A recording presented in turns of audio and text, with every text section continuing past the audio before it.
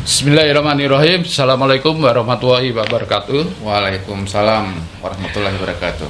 Sobat Pluters KUKM Provinsi NTB yang saya cintai.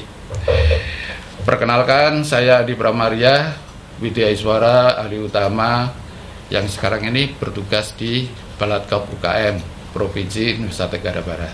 Nah, sahabat yang saya sayangi, pada kesempatan ini kita akan membahas topik yang banyak dibicarakan di kalangan masyarakat. Tidak hanya di masyarakat NTB, tapi hampir masyarakat seluruh di Indonesia ini membahas masalah topik yang satu ini, yaitu Koperasi Desa Kelurahan Merah Putih. Nah, oleh karena itu di tengah-tengah kita sudah hadir narasumber yang sangat istimewa, yaitu Bapak Kepala Dinas Koperasi UKM Provinsi Nusa Tenggara Barat, yaitu Bapak Haji Wirawan SSI MT. Selamat datang Bapak. Siap senior. Sehat.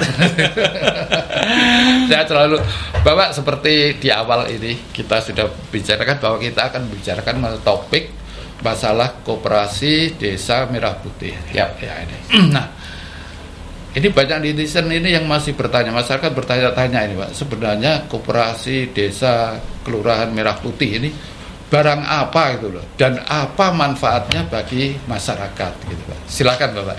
Oke, senior, perintah untuk menjawabnya ini. Jadi yang pertama saya katakan bahwa secara prinsip Koperasi Desa Kelurahan Merah Putih ini tidak berbeda dengan koperasi-koperasi lain yang telah ada dan tumbuh bersama membangun perekonomian Indonesia. Hanya saja gaung KDKMP sekarang ini begitu menggema, Ya. karena menjadi salah satu program strategis nasional di bawah kepemimpinan Bapak Prabowo dan Pak Gibran. Jadi KDKMP ini diharapkan bisa menjadi institusi ekonomi yang bisa memberdayakan potensi lokal, nah guna melaksanakan target-target nasional, ya, peningkatan pendapatan masyarakat, kemudian juga pengentasan kemiskinan, kemudian juga pengendalian inflasi, menciptakan peluang kerja dan seterusnya, yang endingnya nanti bisa meningkatkan kesejahteraan masyarakat sebagaimana yang kita cita-citakan. Nah itu penjelasan awal tentang KDKMP. Jadi kalau dilihat dari tujuannya itu Pak, yaitu meningkatkan kesejahteraan masyarakat, ini kan sangat keren gitu Pak. Jadi ujung-ujungnya akan meningkatkan kesejahteraan masyarakat, dan kemudian jalannya adalah KDKMP gitu Pak Nah, sekarang yang jadi pertanyaan itu kan, koperasi ini berarti menjadi pelaku ekonomi Pak ya. Jadi tidak hanya seperti yang dibayangkan masyarakat bahwa koperasi itu hanya simpan pinjam dengan bunga yang rendah, tidak hanya demikian. Nah, sekarang tapi kan ada pelaku-pelaku usaha lainnya Pak, seperti lembaga swasta, BUMN, BUMD, BUMDes. Nah, sekarang apa yang membedakan gitu Pak, koperasi dengan lembaga-lembaga usaha lain itu? Sebelum bicara perbedaan, mungkin persamaannya yang jelas semua elemen swasta, kemudian juga BUMN, BUMD termasuk koperasi punya tugas yang sama, membangun perekonomian kita kan, ya, dengan format kolaborasi yang bersifat pentahelik. Nah, hanya saja memang lembaga-lembaga itu memang punya perbedaan yang prinsip, katakan seperti itu, dan juga orientasi. Nah, kalau lembaga swasta jelas ya, lembaga swasta itu kan dibentuk oleh individu ataupun juga lembaga, katakan seperti itu, yang orientasinya adalah profit, ya. Orientasinya adalah profit. Nah, kepemilikannya juga kepemilikan individual. Nah, dalam bentuk katakanlah mungkin porsi kepemilikan saham, dan manfaatnya pun nanti labanya juga dibagi berdasarkan porsi kepemilikan masing-masing owner ini. Proses pengambilan keputusannya itu juga bersandar pada posisi masing-masing owner. Nah, itu swasta kan, orientasinya profit profit oriented. Nah, kemudian kalau BUMN atau BUMD itu kan sebenarnya lembaga yang dibentuk untuk mengelola sektor strategis, katakan seperti itu, yang menyangkut hajat hidup masyarakat. Nah, sehingga nanti tidak ada eksploitasi terhadap masyarakat, karena hajat hidup itu dikuasai bukan oleh negara. Jadi ada fungsi proteksinya.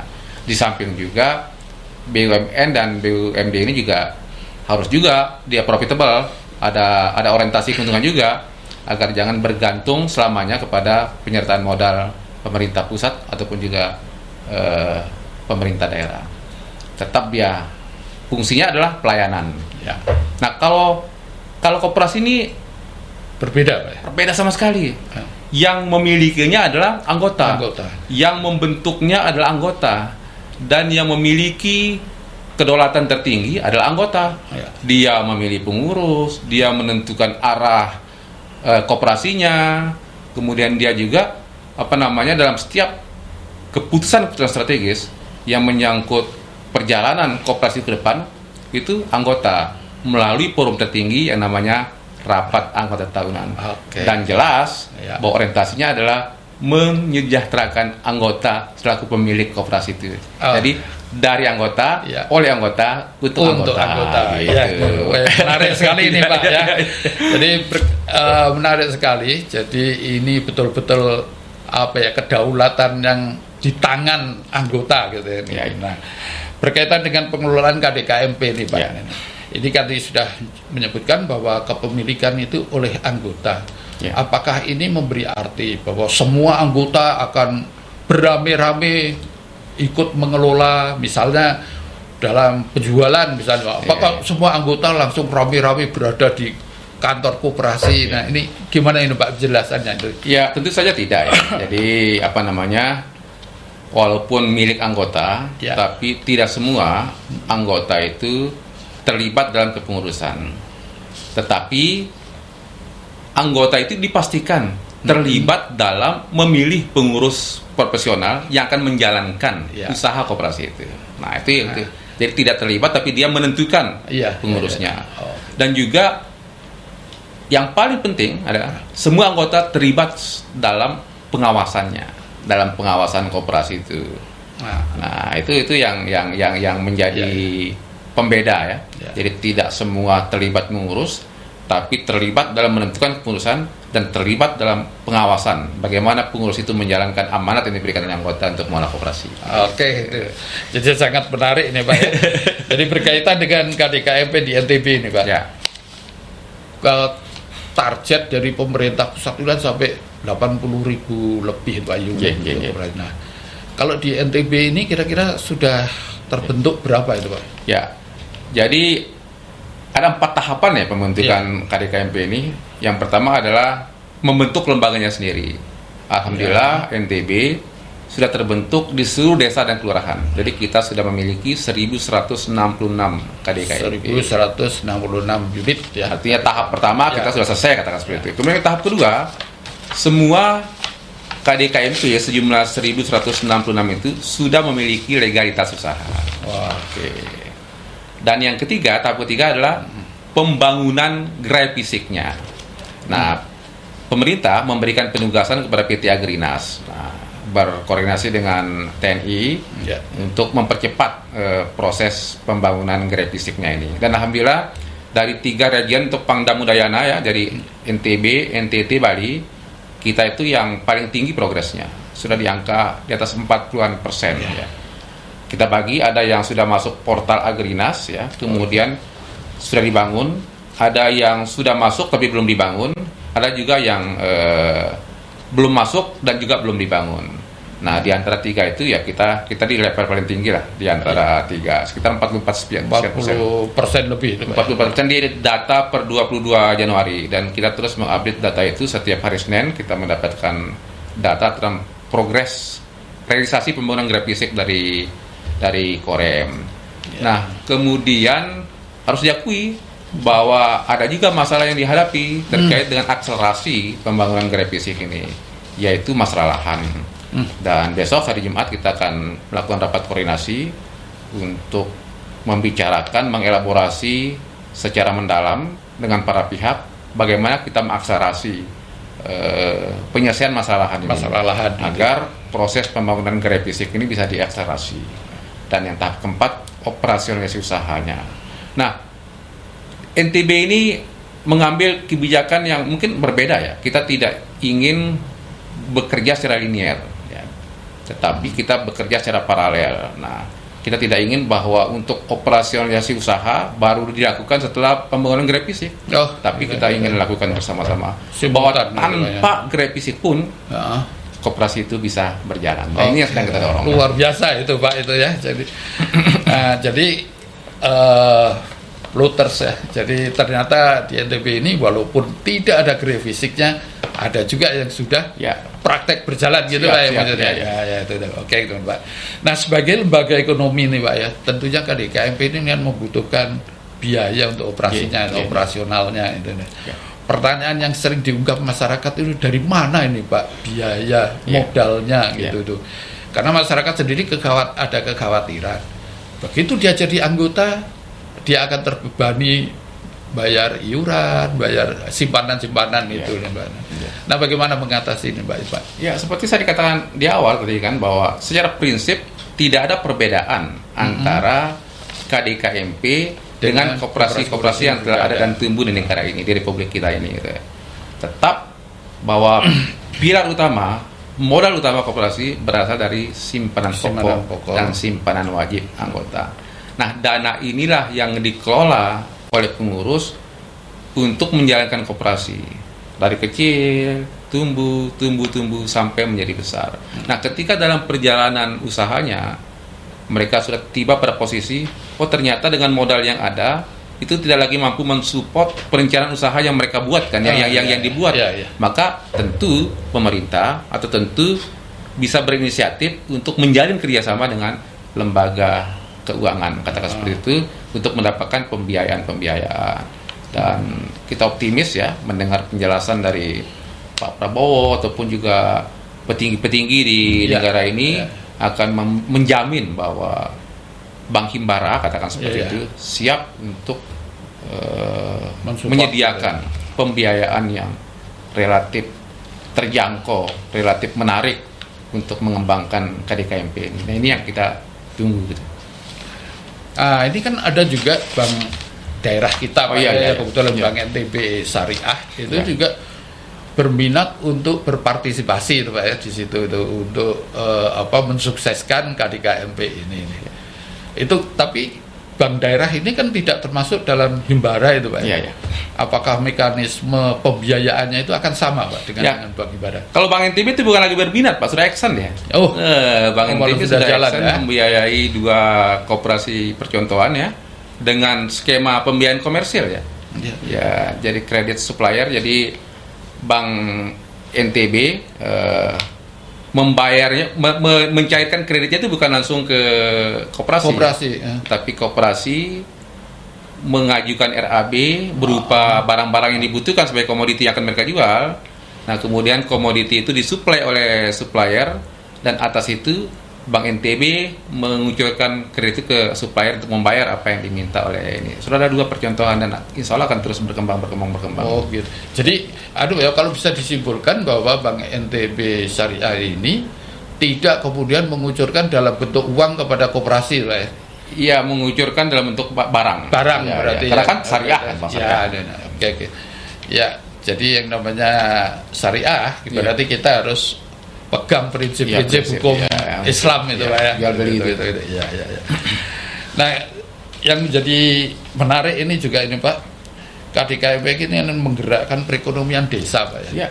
Nah, ini yang penting ini adalah bagaimana menentukan core bisnisnya itu, core bisnis yang ada di desa. Jadi ini kan harus kita mengenal potensi-potensi desa yang bisa diekonomikan lah, dijual gitu untuk bisa menggerakkan perekonomian.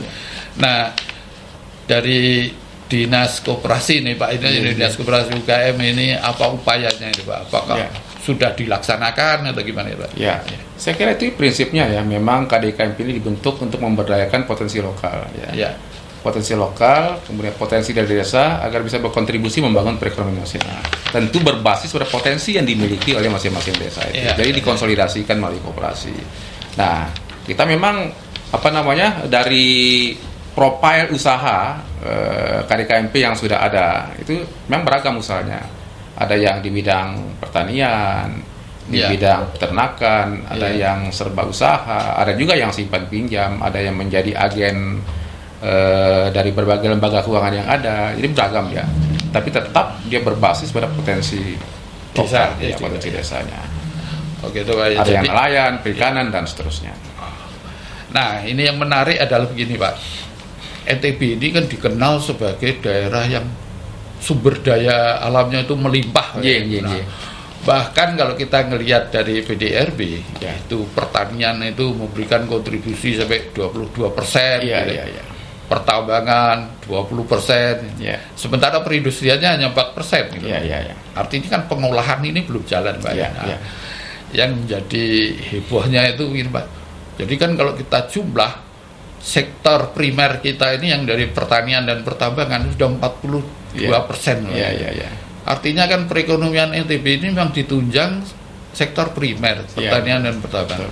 Tetapi yang kita lihat Pak, sekarang ini justru klaster-klaster kemiskinan itu Berada justru di yang kantong. berada di daerah-daerah yang kaya Iya, sebenarnya iya. ini kan paradoks. Iya, iya, iya, iya. Paradoksnya NTB. Iya. Nelayan gitu berhadapan dengan laut tapi nelayannya miskin gitu. Betul. Nah, ini bagaimana peran KDKMP ini Pak? Apakah bisa mengangkat untuk menjadikan si miskin ini nah, paling tidak Iya.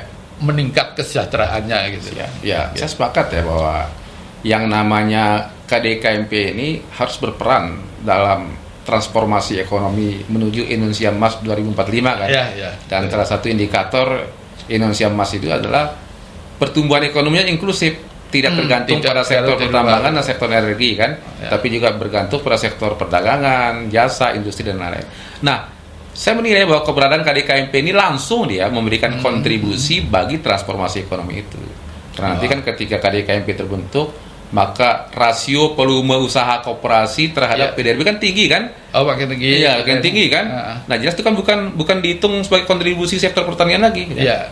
Jasa, mungkin perdagangan kan? Iya. Nah, itu wujud kontribusi langsung KDKMP terhadap proses transformasi ekonomi yang kita gaungkan. Karena jelas targetnya transformasi ekonomi mengurangi ketergantungan pada sektor pertanian dan sektor pertambangan. Nah, kemudian bagaimana fungsi apakah KDKMP ini bisa berperan ya dalam rangka mengentaskan kemiskinan? Itulah sebenarnya yang menjadi pemikiran kami di Dinas Koperasi UKM, bagaimana program KDKMP ini terintegrasi dengan program pengentasan kemiskinan ekstrim yang menjadi bagian dari triple agenda Iya, di bawah iya, iya. Provinsi NTB di bawah pimpinan Mi Iqbal dan Umi Dinda. Iya, iya, iya. Nah, jadi kami mungkin Dinas Koperasi UKM adalah ya OPD yang sudah siap dengan konsep itu gitu. Kami sudah menyampaikan ke Bapeda bagaimana koperasi menjadi instrumen graduasi pengentasan kemiskinan.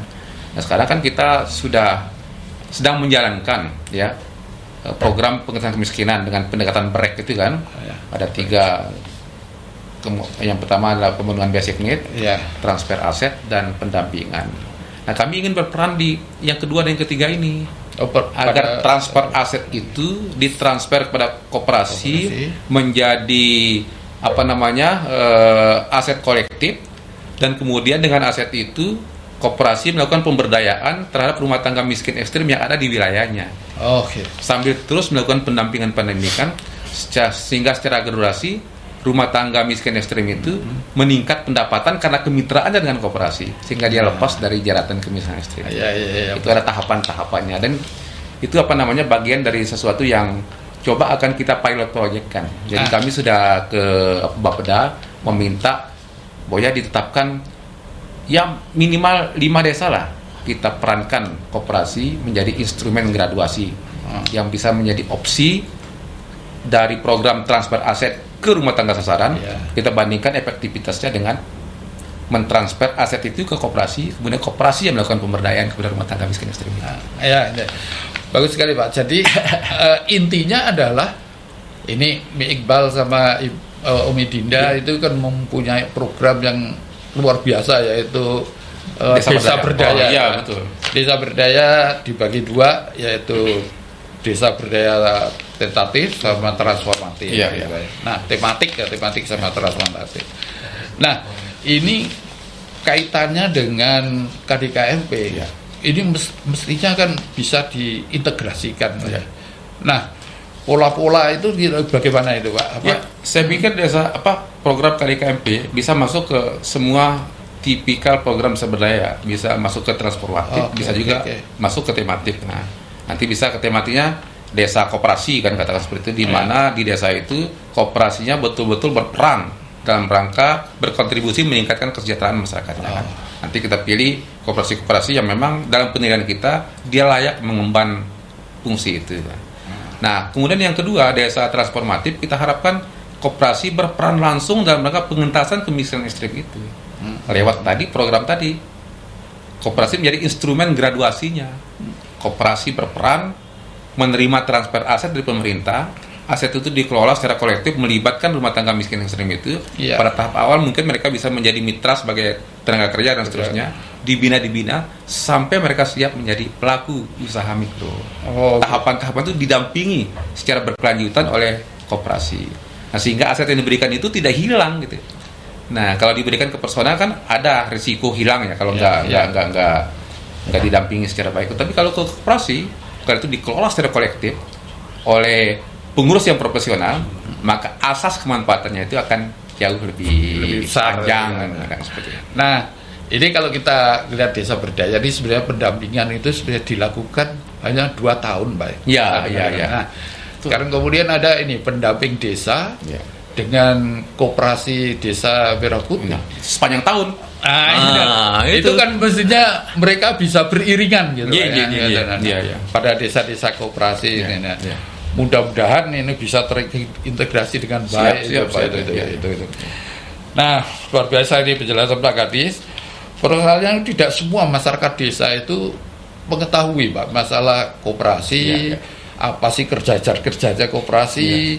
Malah mereka berpikir kalau saya masuk menjadi anggota koperasi ada beban finansial yang akan bertambah karena dia harus membayar iuran wajib tentunya.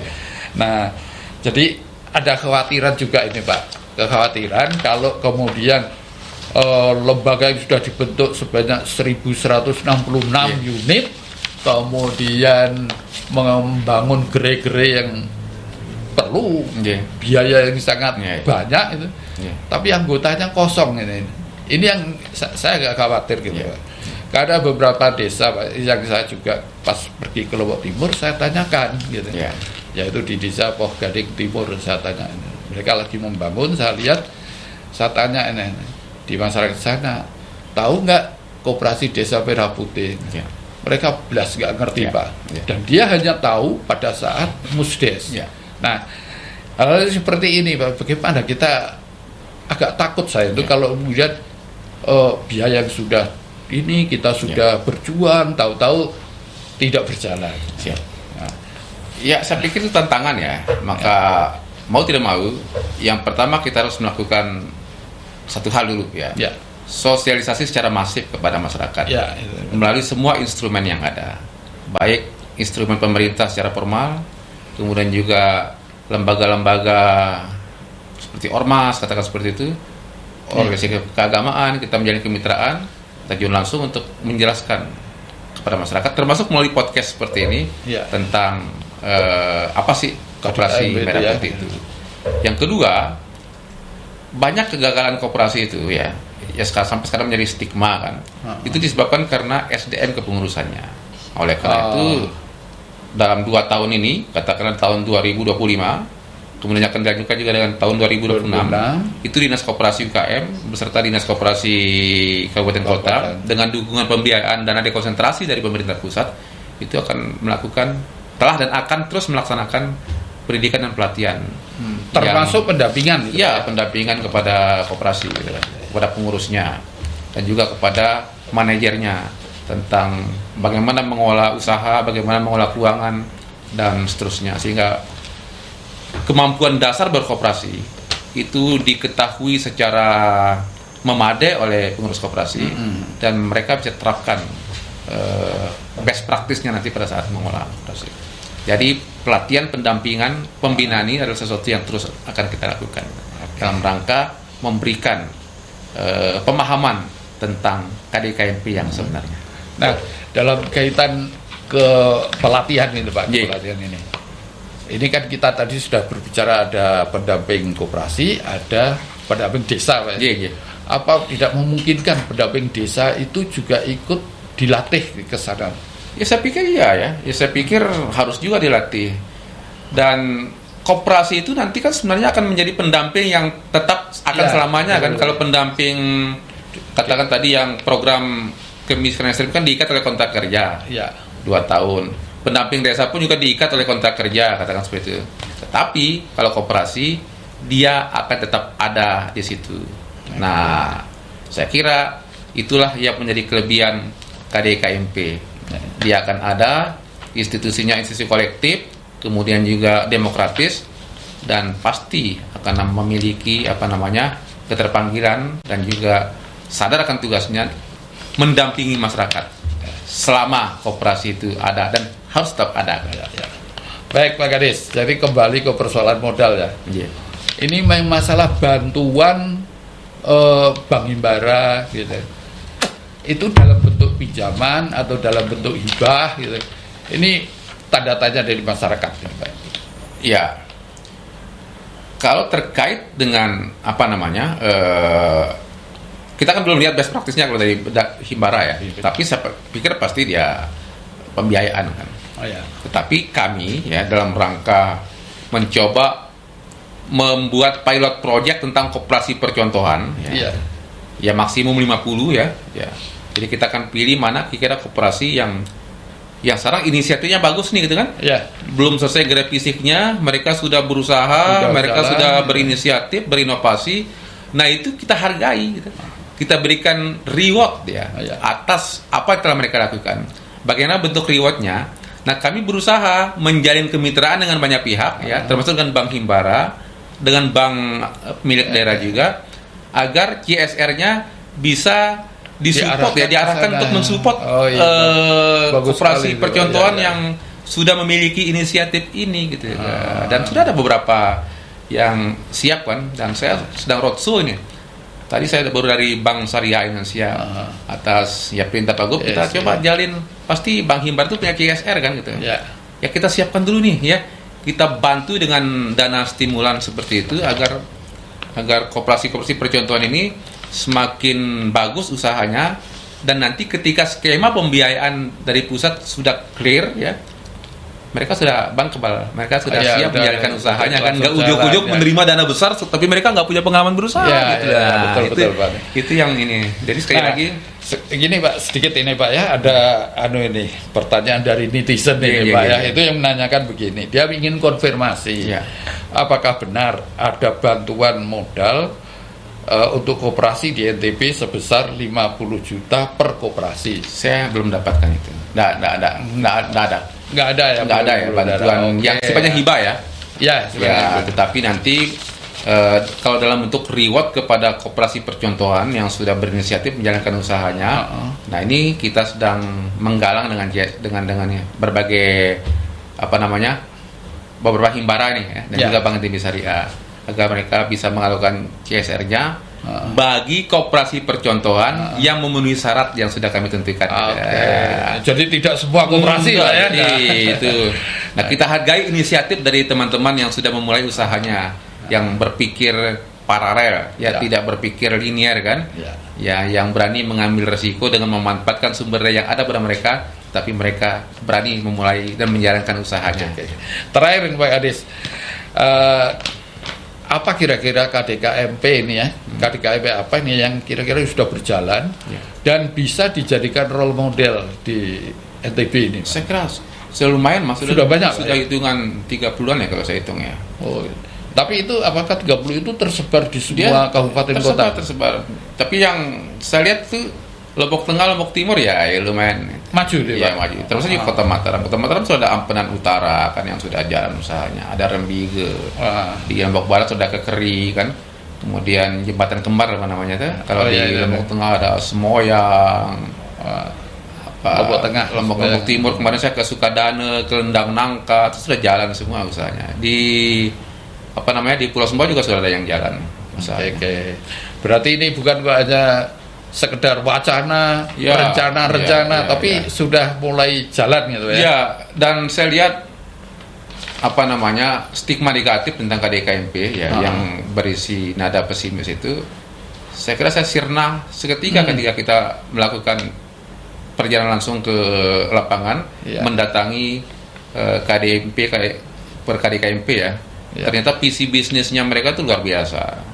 Mereka optimis, ada yang sudah menjalin hubungan kemitraan dengan pelaku usaha MBG, kemudian bahkan ada di satu tempat itu untuk mendukung aktivitas pemerintah desanya, mereka kewalahan misalnya. Kan ada di Sukadana contohnya. Jadi secara rutin itu pemerintah desanya itu kan mengadakan yasinan, mengadakan kegiatan-kegiatan, menyumbang untuk acara kematian, dan itu akuanya ataupun bahan-bahannya itu diambil dari koperasi gitu. Nah, itu sudah lumayan bagi koperasinya karena rutin dan kesadaran masyarakatnya untuk mensupport usaha koperasi luar biasa, sehingga stok barangnya tuh bisa berputar dengan sangat cepat gitu. Nah, baik Pak Kadis, ternyata kita sudah cukup banyak ini diskusi tentang KDKMP dan sudah banyak juga yang bisa dijadikan contoh untuk role model. Nah, sobat-sobat Pluters KUKM NTB, itu tadi ya beberapa yang menjadi poin ya. Jadi kita tidak lagi hanya berbicara wacana atau rencana, tapi ternyata sudah action. Dan baik, akhir kata nih kita akhiri ini, dan saya Adi Pramaria selaku host mengucapkan terima kasih atas perhatiannya. Wassalamualaikum warahmatullahi wabarakatuh. Waalaikumsalam. Salam luar biasa di sini kita. Cocok dari host. Saya pada lagi, saya serak Pak. Dari di atas Pak.